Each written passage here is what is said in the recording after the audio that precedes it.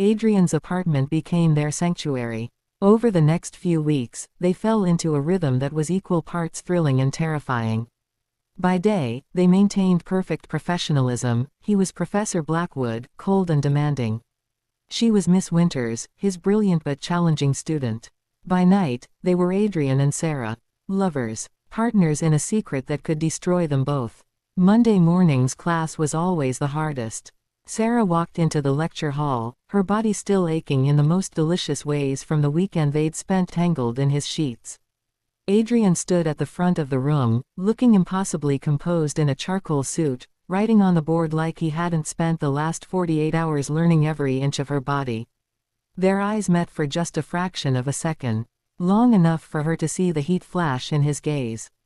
Long enough to remember the way he'd whispered her name in the dark. Then he looked away, his expression carefully neutral. "Take your seats," he said, his voice crisp and professional. "Today we're discussing the consequences of transgression in Victorian literature." Sera bit back a smile. The irony wasn't lost on either of them. The lecture was torture in the best way. Every time he said words like forbidden, desire, or consequence, she felt a flutter low in her belly. She knew he was doing it on purpose, pushing boundaries even in this public space, reminding her that beneath the professional exterior, he was hers. After class, as students filed out, Adrian called out casually, "Miss Winters, a moment please. I have notes on your latest essay." Her pulse quickened. They'd developed codes for these moments, innocent reasons for her to linger, for them to steal a few seconds alone.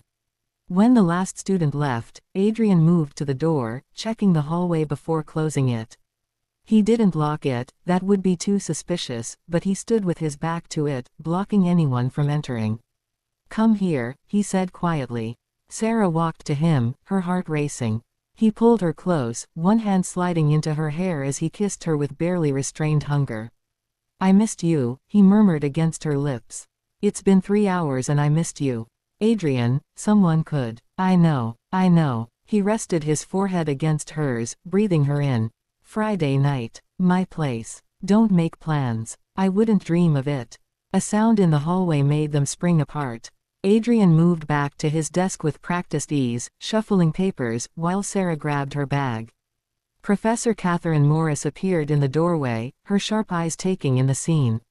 "Professor Blackwood. Miss Winters." Her tone was pleasant but knowing. "I hope I'm not interrupting." "Not at all," Adrian said smoothly. "We were just discussing Miss Winters' essay on Wuthering Heights." "Of course you were." Catherine's smile was slight. "Miss Winters, could I borrow you for a moment? I have some materials for your independent study." Sera's stomach dropped, but she kept her expression neutral. "Of course, Professor Morris." As she followed Catherine out, she caught Adrian's eye. He gave the tiniest shake of his head, a warning to be careful. Catherine led Sera to an empty classroom and closed the door. "Sit," she said, not unkindly. Sera sat, her mind racing through possible explanations, denials, anything that might. "I'm not going to report you," Catherine said, surprising her. "But I am going to warn you. Again. Professor Morris, I don't know what you think. Please. I've been teaching for 30 years. I recognize the signs." Catherine leaned against the desk. "The way you look at each other when you think no one's watching. The way he calls you back after class for notes. The way you both glow on Monday mornings." Sera's face heated. "We're being careful, are you? Because I'm not the only one who's noticed." Catherine's expression softened. "There's a student in your class. Jeremy Holbrook. He's been watching you both very closely." The name sent ice through Sera's veins. Jeremy was the student who always sat in the back, never participated, and seemed to resent Adrian's teaching style. What does he want? Leverage, probably. He failed his midterm and is looking for someone to blame. Catherine sighed. "Sera, I understand forbidden love. I was young once too. But you need to understand the stakes.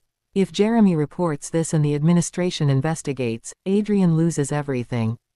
And you'll be known as the girl who slept with her professor. Fair or not, that label will follow you." Sera's throat tightened. "So what do we do? End it. Or be smarter about it?" Catherine handed her a piece of paper. "These are the names of evening section professors who teach the same course. Transfer to one of them. Remove the student-professor dynamic. Then, if someone reports you, at least you're not actively in his class. But we'd still have been together while I was his student.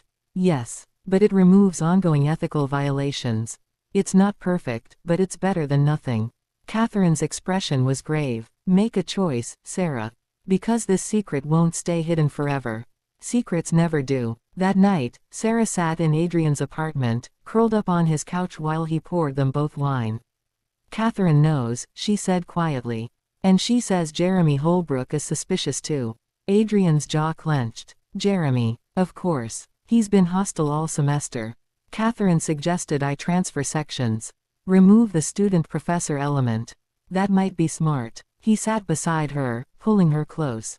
I hate it, but it might be the right move. Would we still see each other? If I'm not in your class. Are you serious? He cupped her face, forcing her to look at him. Sera, I told you. You're mine. That doesn't change because you switch sections. If anything, it makes this easier. We'd still have to be careful, but at least the ethics violation would be less severe. You'd really want me to switch. I want you safe. I want your future protected. His thumb brushed her cheek. And I want to be able to take you to dinner without worrying that someone will see us and realize you're my student. Sera's eyes stung. You want to take me to dinner. I want to take you everywhere. I want to hold your hand in public. I want to introduce you to my colleagues without lying about who you are to me. His voice was rough with emotion. But I can't. Not yet. Not while you're my student.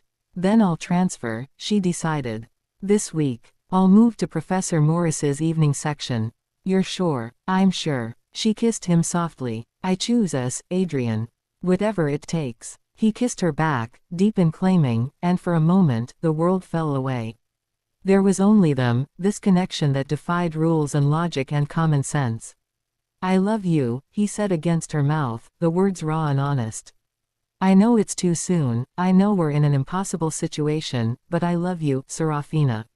And I'm going to fight for this. For us. Tears spilled down her cheeks. I love you too, so much. They held each other in the darkness of his apartment, the city lights twinkling outside like stars, both knowing that the easy part was over. Now came the real test, keeping their love alive while the world tried to tear them apart.